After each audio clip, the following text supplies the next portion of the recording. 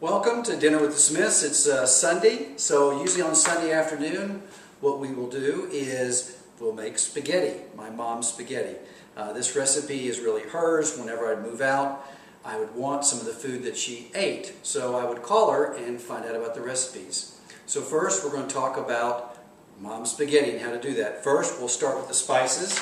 The spices, the most important ingredients in my mind are fresh garlic. You can use garlic powder. Salt is very important.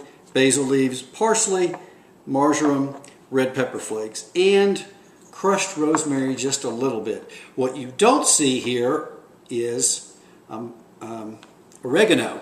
I might put a pinch of oregano in every now and then, but oregano adds a little bit too much sweetness for me, so basically my spaghetti sauce does not have oregano. And over here, if you'll follow me, is a pot. And in this pot, what I have is tomato sauce. I have 5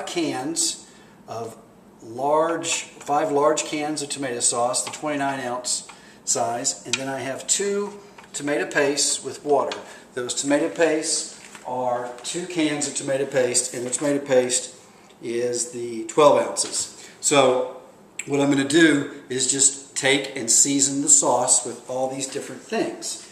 And first, we'll add a little salt. So all I'm going to do is just put a little salt in.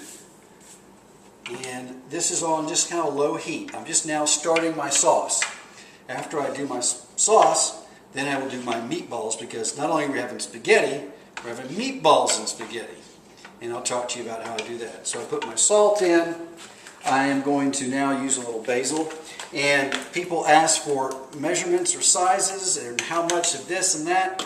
You season to taste. So you put your spices in, and after they cook down, you taste it. And from there you figure out what else it needs. All right, what I have here is, I'm going to do meatballs, and what I have here is like 3 pounds of ground chuck, and then there's about 1 pound of ground pork in there. And what I'm going to do is I'm going to add some eggs. I've grated some onion. I've already put the onion in. I'm going to add 2 eggs. Okay. Here's my garlic that I pressed.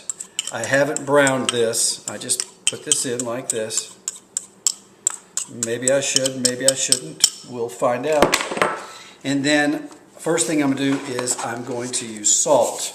Okay. I'm going to salt the meat with the salt. Okay. My wife says I use too much salt, but it has to have salt. And then red pepper flakes. Okay, this will make them spicy. And then I will add my garlic. I'm sorry, my parsley. I already added my garlic. And there's the parsley flakes. Just add them in. These are basil. So I'll add a little basil. I'm a little bit lighter on this stuff. This is more of a seasoning, if you will. And then this is crushed rosemary, and this is marjoram. Marjoram first. And then I'll add just a little bit of crushed rosemary before I add my breadcrumbs. And what I do is I take the actual crush, and I can crush it a little bit more. It's very, very powerful that it's dried. Alright, now what we're going to do is we're going to add the Italian breadcrumbs, and we'll work it in. Alright, we're going to do the meatballs right here.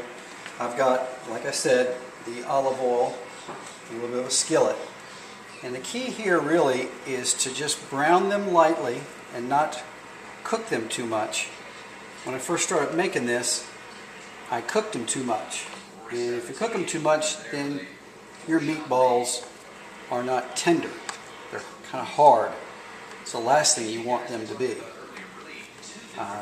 You want to get the temperature of your pan just right, and you're just going to brown them. And I like to brown them, not really to cook them, but to give them that olive oil flavor on them. It really makes a difference.